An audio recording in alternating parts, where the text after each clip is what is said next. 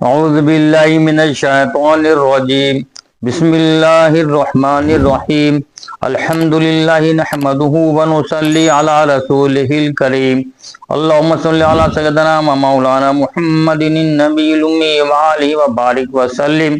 صلاۃ و سلام علیک یا رسول اللہ صلی اللہ علیہ وآلہ وسلم۔ کتاب کا نام سیرت مصطفیٰ صلی اللہ علیہ وسلم ہے اور مصنف شیخ الحدیث حضرت علامہ مصطفیٰ اعظمی رحمۃ اللہ علیہ آواز ناچیر سید شبیر عالم صابری۔ اس سے پہلے والے ایپیسوڈ میں کفار کا سفیر نجاشی کے دربار میں آپ لوگ سنے ہوں گے، اور اسی میں سے یہ اگلا حصہ چل رہا ہے کہ اس کے بعد حضرت جعفر بن ابی طالب رضی اللہ عنہ نے دربار شاہی میں اس طرح تقریر شروع فرمائی کہ اے بادشاہ، ہم لوگ ایک جاہل قوم تھے، شرک و بت پرستی کرتے تھے، لوٹ مار، چوری ڈکیتی، ظلم و ستم اور طرح طرح کی بدکاریوں اور بدعمالیوں میں مبتلا تھے۔ اللہ تعالی نے ہماری قوم میں ایک شخص کو اپنا رسول بنا کر بھیجا جس کے حسب و نسب اور صدق و دیانت کو ہم پہلے سے جانتے تھے۔ اس رسول نے ہم کو شرک و بت پرستی سے روک دیا اور صرف ایک خدائے واحد کی عبادت کا حکم دیا، اور ہر قسم کے ظلم و ستم اور تمام برائیوں اور بدکاریوں سے ہم کو منع کیا۔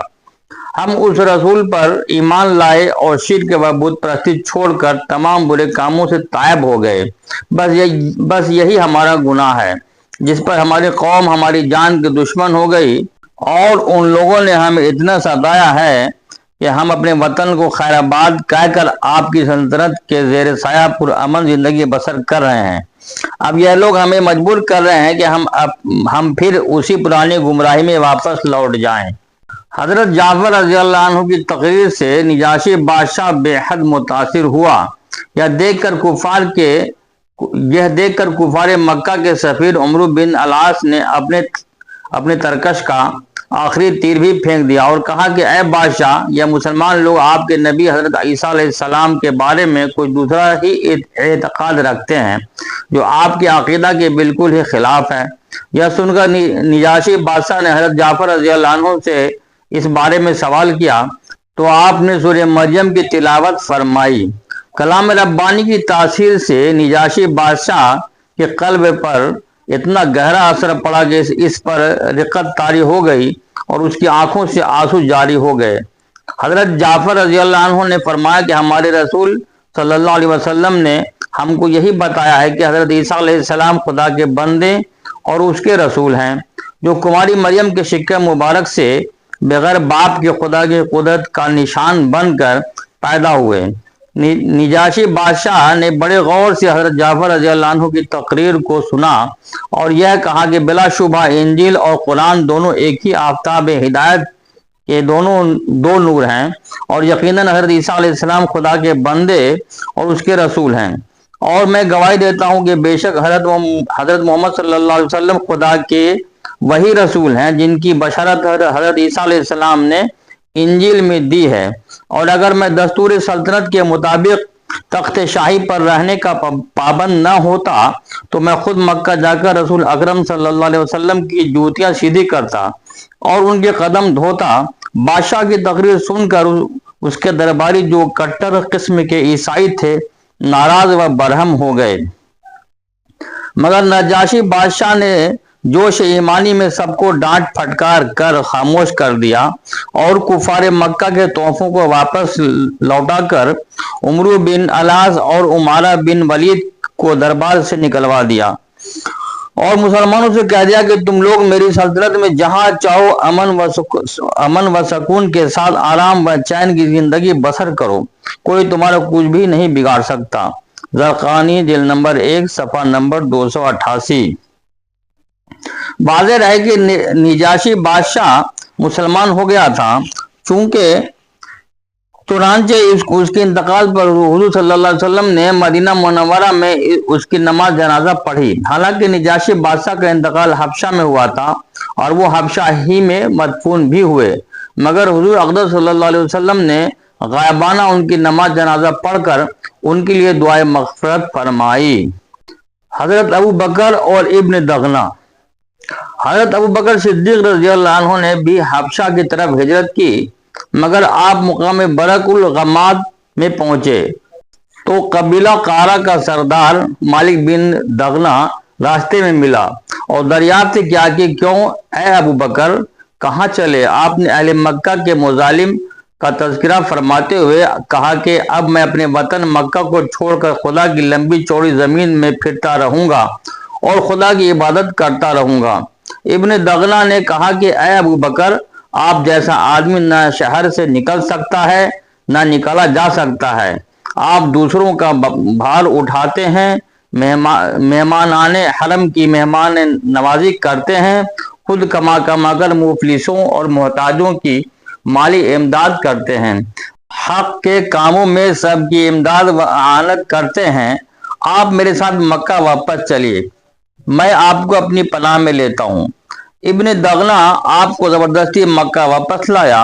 اور تمام کفار مکہ سے کہہ دیا کہ میں نے ابو بکر کو اپنی پناہ میں لے لیا ہے، لہذا خبردار کوئی ان کو نہ ستائے۔ کفار مکہ نے کہا کہ ہم کو اس شرط پر منظور ہے کہ ابو بکر اپنے گھر کے اندر چھپ کر قرآن پڑھیں تاکہ ہماری عورتوں اور بچوں کے کان میں قرآن کی آواز نہ پہنچے۔ ابن دغنا نے کفار کی شرط کو منظور کر لیا اور حضرت ابو بکر رضی اللہ عنہ چند دنوں تک اپنے گھر کے اندر قرآن پڑھتے رہے، مگر حضرت ابو بکر رضی اللہ عنہ کے جذبہ اسلامی اور جوش ایمانی نے یہ گوارا نہیں کیا کہ معبودان باطل لات و عزا کی عبادت تو علل اعلان ہو اور معبود برحق اللہ تعالیٰ کی عبادت گھر کے اندر چھپ کر کی جائے۔ چنانچہ آپ نے گھر کے باہر اپنے صحن میں ایک مسجد بنا لی اور اس مسجد میں علل اعلان نمازوں میں بلند آواز سے قرآن پڑھنے لگے اور کفار مکہ کی عورتیں اور بچے بھیڑ لگا کر قرآن سننے لگے۔ یہ منظر دیکھ کر کفار مکہ نے ابن دغنا کو مکہ بلایا اور شکایت کی کہ ابو بکر گھر کے باہر قرآن پڑھتے ہیں، جس کو سننے کے لیے ان کے گرد ہماری عورتوں اور بچوں کا میلہ لگ جاتا ہے، اس سے ہم کو بڑی تکلیف ہوتی ہے، لہذا تم ان سے کہہ دو کہ یا تو وہ گھر میں قرآن پڑھیں ورنہ تم اپنی پناہ کی ذمہ داری سے دستبردار ہو جاؤ۔ چنانچہ ابن دغنا نے حضرت ابو بکر صدیق رضی اللہ عنہ سے کہا کہ اے ابو بکر، آپ گھر کے اندر چھپ کر قرآن پڑھیں ورنہ میں اپنی پناہ سے کنارہ کش ہو جاؤں گا، اس کے بعد کفار مکہ آپ کو ستائیں گے تو میں اس کا ذمہ دار نہیں ہوں گا۔ یہ سن کر حضرت ابو بکر صدیق رضی اللہ عنہ نے فرمایا کہ اے ابن دغنا، تم اپنی پناہ کی ذمہ داری سے الگ ہو جاؤ، مجھے اللہ تعالیٰ کی پناہ کافی ہے اور میں اس کی مرضی پر راضی بررضا ہوں۔ بخاری جلد نمبر 1 صفحہ نمبر 307، باب جوارابی بکر صدیق۔ حضرت حمزہ مسلمان ہو گئے۔ اعلان نبوت کے چھٹے سال حضرت حمزہ اور حضرت عمر رضی اللہ عنہما دو ایسی ہستیاں دامن اسلام میں آ گئیں جن سے اسلام اور مسلمانوں کے جاہ و جلال اور ان کے عزت و اقبال کا پرچم بہت ہی سربلند ہو گیا۔ حضور صلی اللہ علیہ وسلم کے چچاؤں میں حضرت حمزہ رضی اللہ عنہ کو آپ سے بڑی والہانہ محبت تھی اور وہ صرف 2-3 سال حضور صلی اللہ علیہ وسلم سے عمر میں زیادہ تھے، اور چونکہ انہوں نے بھی حضرت صوبیہ کا دودھ پیا تھا اس لیے حضور صلی اللہ علیہ وسلم کے رضائی بھائی بھی تھے۔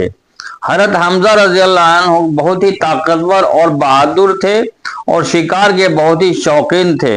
روزانہ صبح سویرے تیر کمان لے کر گھر سے نکل جاتے اور شام کو شکار سے واپس لوٹ کر حرم میں جاتے، خانہ کعبہ کا طواف کرتے اور قریش کے سرداروں کی مجلس میں کچھ دیر بیٹھا کرتے تھے۔ ایک دن حسب معمول شکار سے واپس لوٹے تو ابن جدعان کی لونڈی اور خود ان کی بہن حضرت بی بی صفیہ رضی اللہ عنہا نے ان کو بتایا کہ آج ابو جہل نے کس طرح تمہارے بھتیجے حضرت محمد صلی اللہ علیہ وسلم کے ساتھ بے ادبی اور گستاخی کی ہے۔ یہ ماجرا سن کر مارے غصہ کے حضرت حمزہ رضی اللہ عنہ کا خون کھولنے لگا، ایک دم تیر کمان لیے ہوئے مسجد حرام میں پہنچ گئے اور اپنی کمان سے ابو جہل کے سر پر اس زور سے مارا کہ اس کا سر پھٹ گیا اور کہا کہ تو میرے بھتیجے کو گالیاں دیتا ہے، تجھے خبر نہیں کہ میں بھی اسی کے دین پر ہوں؟ یہ دیکھ کر قبیلہ بنی مخزدم کے کچھ لوگ ابو جہل کی مدد کے لیے کھڑے ہو گئے۔ تو ابو جہل نے یہ سوچ کر کہ کہیں بنو ہاشم سے جنگ نہ چھڑ جائے، یہ کہا کہ آپ لوگ حمزہ کو چھوڑ دیجئے، واقعی آج میں نے ان کے بھتیجے کو بہت ہی خراب قسم کی گالیاں دی تھیں۔ مدارج النبوہ جلد نمبر 2 صفحہ نمبر 44، وزرقانی جلد نمبر 1 صفحہ نمبر 256۔ حضرت حمزہ رضی اللہ عنہ نے مسلمان ہو جانے کے بعد زور زور سے ان اشعار کو پڑھنا شروع کر دیا، جس کا اردو ترجمہ یہ ہے کہ میں اللہ تعالیٰ کی حمد کرتا ہوں جس وقت کہ اس نے میرے دل کو اسلام اور دین حنیف کی طرف ہدایت دی۔ نمبر 2، جب احکام اسلام کی ہمارے سامنے تلاوت کی جاتی ہے تو باکمال عقل والوں کے آنسو جاری ہو جاتے ہیں، اور خدا کے برگزیدہ احمد صلی اللہ علیہ وسلم ہمارے مقتدی ہیں، تو اے کافرو اپنی باطل بکواس سے ان پر غلبہ مت حاصل کرو۔ تو خدا کی قسم ہم انہیں قوم کفار کے سپرد نہیں کریں گے، حالانکہ ابھی تک ہم نے ان کافروں کے ساتھ تلواروں سے فیصلہ نہیں کیا۔ زرقانی جلد نمبر 1 صفحہ نمبر 256۔ باقی اگلے ایپیسوڈ میں۔ السلام علیکم ورحمۃ اللہ وبرکاتہ۔ خدا حافظ۔